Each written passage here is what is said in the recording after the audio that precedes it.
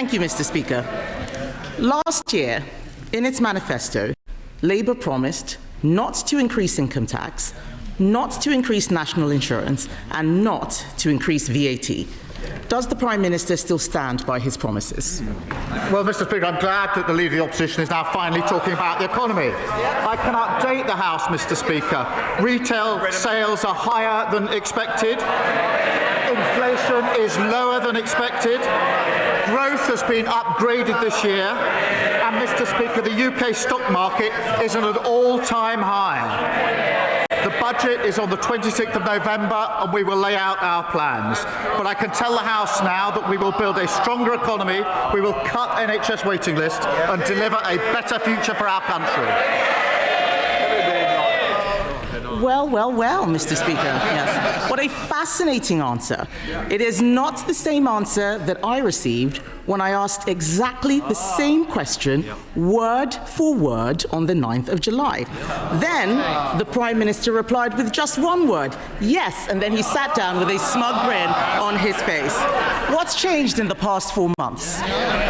Mr. Speaker, as she well knows, no Prime Minister or Chancellor will ever set out their plans in advance.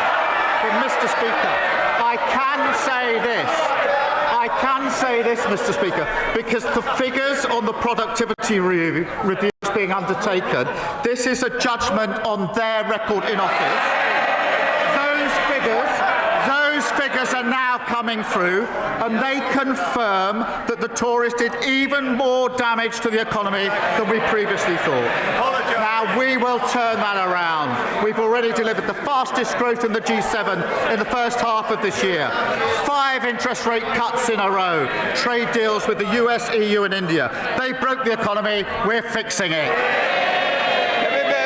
Mr. Speaker, he says no Prime Minister or Chancellor will say these things before the budget. Has he told his Chancellor? Because she's been out there flying kites, causing constant speculation around the budget that is damaging the economy. All week, they've been briefing about tax rises. What we've heard is that he does not have a plan. So we have some ideas for him. Yes. Yesterday, they can...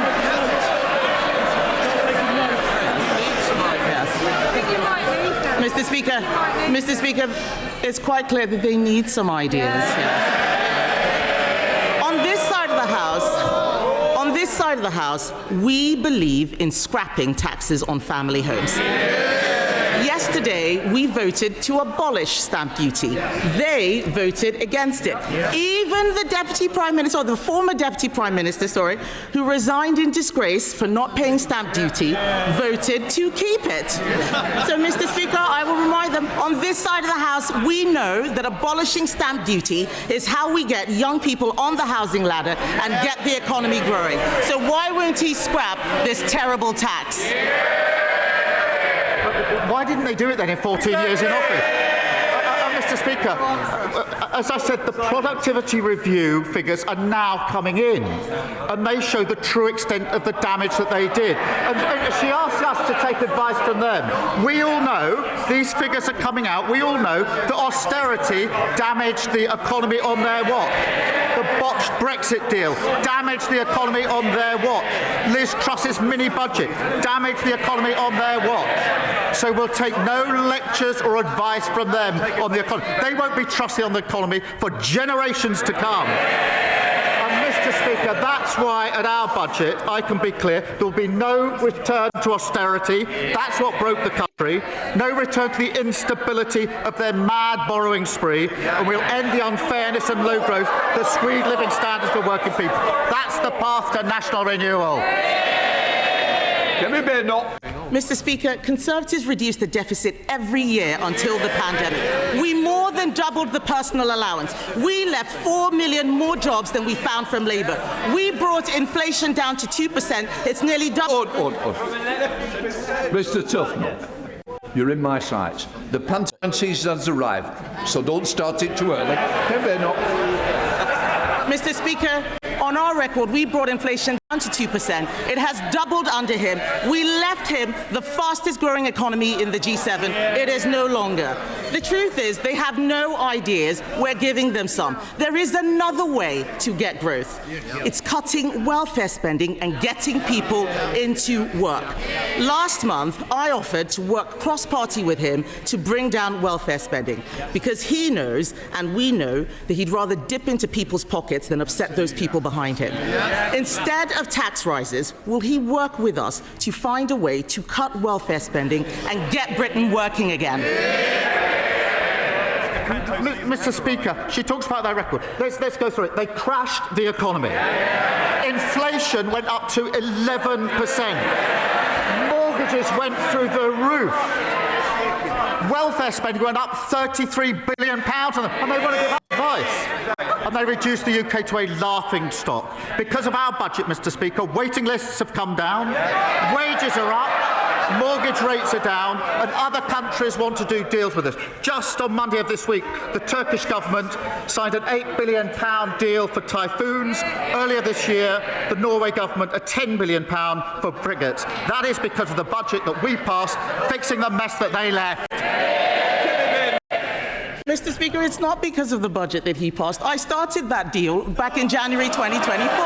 But I welcome it.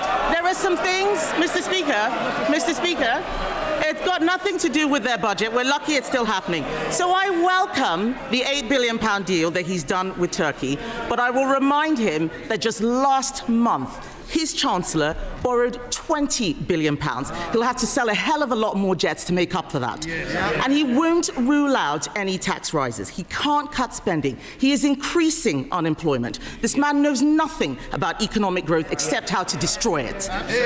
In his weakness, Mr. Speaker, he has caved into the unions with their regulations that will cripple businesses, costing them £5 billion every year. Yes, please do speak up, because I want every single business out there to hear Labour MPs heckling when we talk about the damage that they are doing.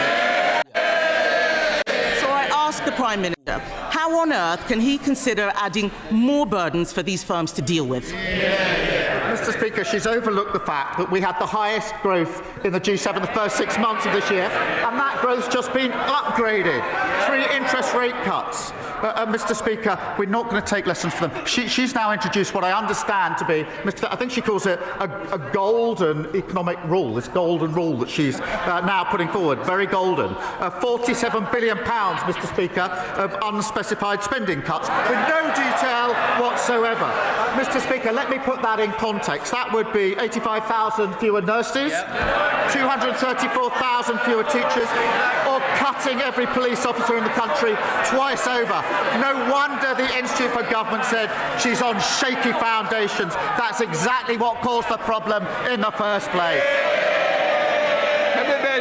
Mr. Speaker, the fact that he has to stand there and make stuff up just shows what kind of Prime Minister he is. We had an itemised list. We had an itemised list of 47 billion. 23 billion was on welfare spending, which I asked him to work with us to cut. He refuses to do so. All he knows how to do is tax, tax, tax. If you work, they tax you more. If you save, they tax you more. If you buy a home, they tax you more. None of these taxes were in the manifesto, which he had 4 years to prepare.